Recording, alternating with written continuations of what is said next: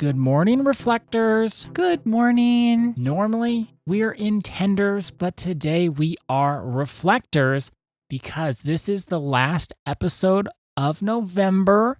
We're taking a little time off for Thanksgiving. Not something we would normally have done, but what is Morning Intentions all about? We're learning, we're growing, we're changing, we're doing things different. So today, that means we'll be doing our reflection for the entire month of What's Your Why, moving from hustle to heart. For me, it's really difficult to reflect on this month without including a little something from last month. They went together for me. And next month is going to go with both That's October right. and November. Yes, I'm really looking forward to December. Seems that this set of months, October, November, December, it will end up being kind of a trio. They're all different, they're all unique, but they do go together. They are all related and they build on one another. Totally. Because in October, as we all know, we talked about hustle culture. We talked about hustling for our worth. Speaking of that inner critic that Annette talked about yesterday and what we talked about last week a little bit, we also talked about the inner critic during our month of hustle culture. So when we've moved from this idea of hustling for our worth, and we start asking ourselves that most important question: what's my why? What's our why? Why are we doing what we're doing? And Ada, you keep on telling me, I just have been so helped by this why. And then later on, it can be the same day. You can say this multiple times in a day, and you have. I just love thinking about my why. And then even today, you said, last night I was going to do something. And then I decided to ask myself, what's my why? And then I did something differently, and I did something more of what I wanted to do. I mean, it's really impacted your life, hasn't it? Every single moment. It's impacted every single moment because I keep asking myself. I'll stop what I'm doing and I'll say, what's my why? Is your inner critic loud, or have you learned to quiet that a bit? Like has that prevented you from hearing your why in certain instances, or has everything that we've been talking about this last month, has that helped you to move through that? Everything that we've been talking about has helped me move through it. Of course, it's still there. It's going to be there for me. It's going to be there for you. It's going to be there for everybody. You can't kill your inner critic. That's not going to be something you can learn to silence it, though. Well, that's the thing. You can silence it, or you can take all of its power away. So then when it does pop up, you say, hold on now. I'm going to practice that pause. You're blaming me. You're shaming me. You're catastrophizing. I'm not falling for that game anymore. Well, I think yesterday's podcast was helpful for me because we gave some telltale signs of that inner critic: blaming, shaming, catastrophizing. And then we can start seeing, there's that blame again. There's my inner critic. And then we can do things differently. So as I've reflected on this whole month, it's been life-changing. I don't think I overuse that idea that something's life-changing. For me, it has been life-changing because what I'll find myself doing, I'll be doing something and just part of me is like, I don't really want to do this. I don't think I care about it. There's a part of me that says, yeah, you probably should be doing this. That inner critic. Should, must, have to. And then I'll just pause. I'll stop. And I'll ask myself, what's my why? Why am I doing this? And that gets me thinking, gets those mental juices flowing. And I start thinking about all the different reasons why I even started doing whatever it is I'm doing. Do you use our tools of making sure there's meaning, purpose, and authenticity? Yes, I absolutely do. Sometimes I have I should. That's not authentic. That has no meaning. That has no purpose. It's just, I think I should be doing this. So here I am. I'm doing it. And those are the things that I don't feel all that great about. They feel like those have tos. They feel the weight of, oh, I better be doing this. And they're not enjoyable. They're not fun. And have you stopped yourself though? I mean, they're not enjoyable. They're not fun. Have you said, no, I'm not going to do that? There are things where I said, no, okay, I'm just going to stop that. It's not worth doing because there's no authenticity behind it.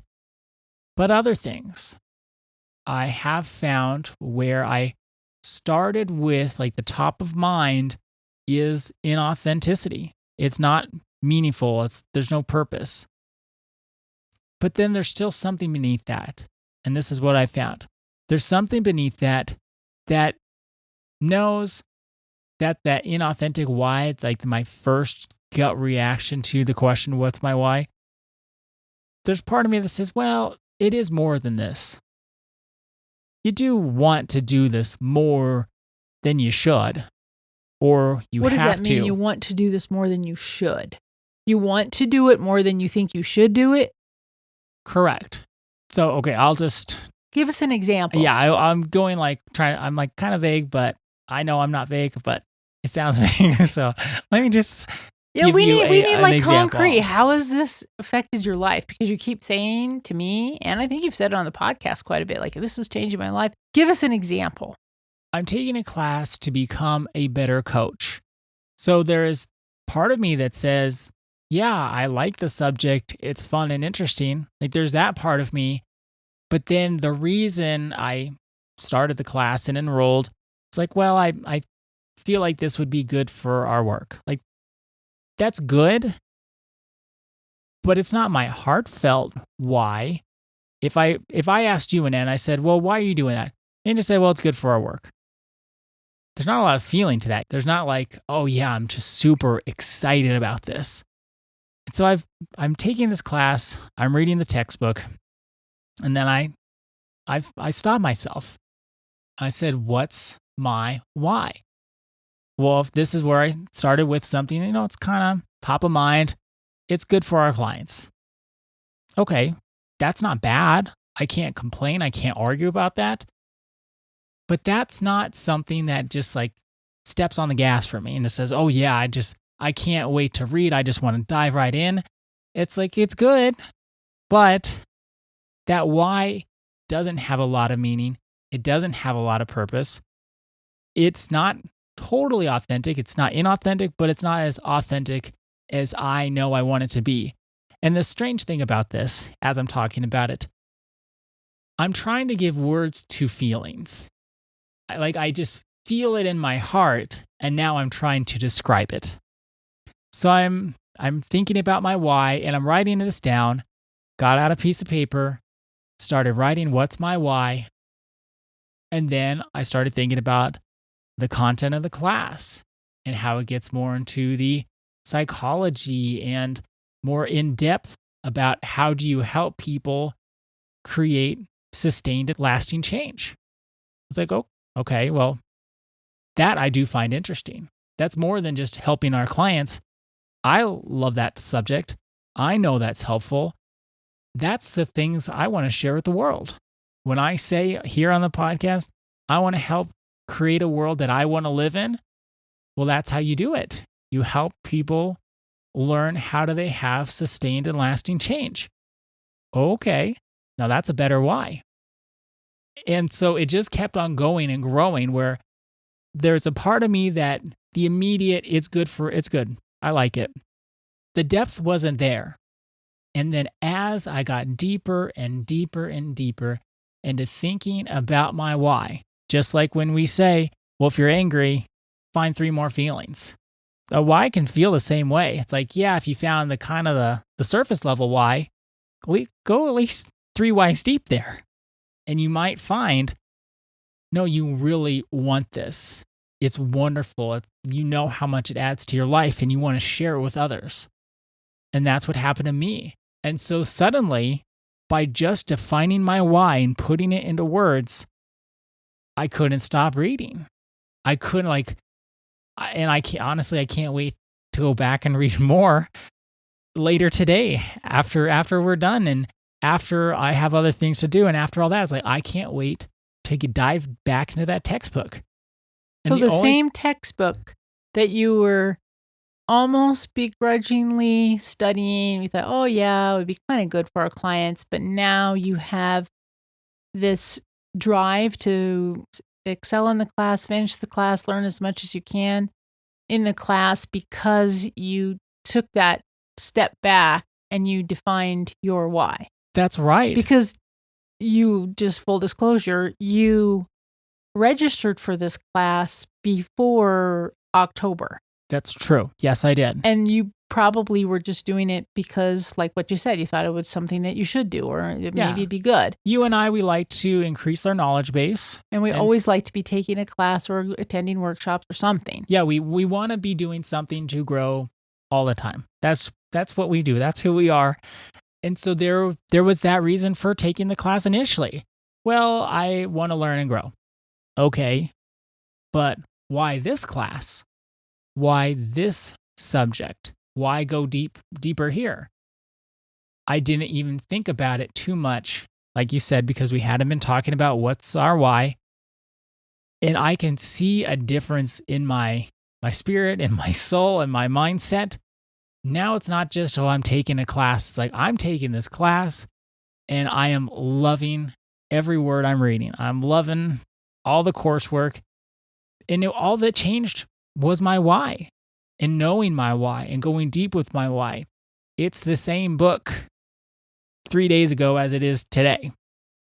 It hasn't changed, but I have. And we can use the start with why, what's your why, for every decision in our lives. I want to give that as a final reminder as we head into the holiday weekend. Yes, because it is Black Friday, Cyber Monday.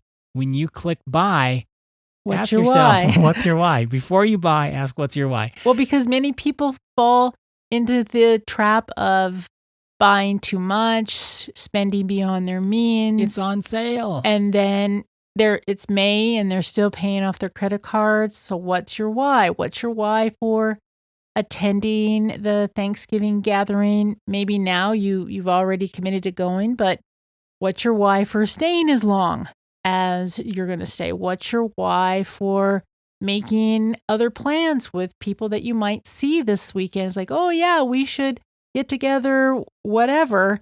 And then you say, don't really want to do that.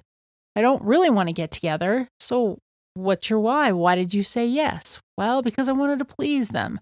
I wanted to, okay, meaning, purpose, authenticity. Don't forget those 3 words, meaning, purpose, authenticity. We want to be different people. The only way to have a different life is to show up differently. We want to be different people now than we were even October 1st. And with that, as we go into the holiday weekend, our intention is when I check in with my why, I'll remember these 3 important words: meaning, purpose, and authenticity. Meaning, purpose, and authenticity. Thank you so much for joining us today, this week, and this month. We'll be back on Monday. And until then, please remember, we're so grateful to have you join us each day for Morning Intentions. And our day is better because you are part of our day. See you Monday. See you then.